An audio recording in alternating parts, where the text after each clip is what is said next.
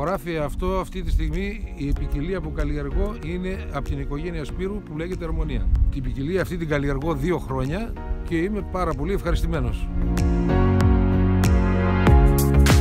Το κυριότερο πλεονέκτημα είναι η προημότητα και η ανθεκτικότητά της. Είναι ένα φυτό το οποίο αντέχει και στις ψηλές θερμοκρασίες και στις χαμηλές, αναπτύσσεται πάρα πολύ γρήγορα. Το συγκεκριμένο χωράφι επλήγει από το χαλάζι στις 1 Ιουνίου και αυτή τη στιγμή βρίσκεται σε αυτή την κατάσταση. Είναι πολύ πρώιμη παραγωγή. Το πλεονέκτημά της είναι ότι το μαζεύεις αρκετά νωρίς, δεν πέφτουν οι βροχές, οι πολλές, οι δυνατές τον Οκτώβριο για να μπεις μες στο χωράφι. Επιβαρύνεις το χωράφι όταν βάζεις μέσα τα μηχανήματα, το πατάς και χάνεις την επόμενη χρονιά. Παίρνεις την παραγωγή νωρίς και είναι όλα καλά.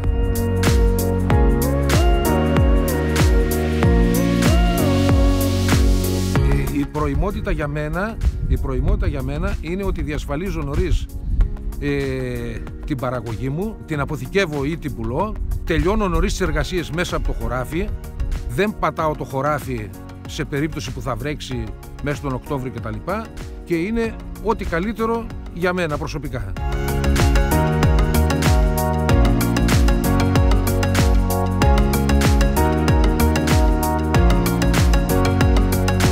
Θα ήθελα να ευχηθώ σε όλους καλή χρονιά, παραγωγική χρονιά, χωρίς προβλήματα και ας το κοιτάξουν λίγο όλοι, να δουν τις ποικιλίες που βάζουν, να κάνουν τις καλύτερες επιλογές όπως έκανα κι εγώ.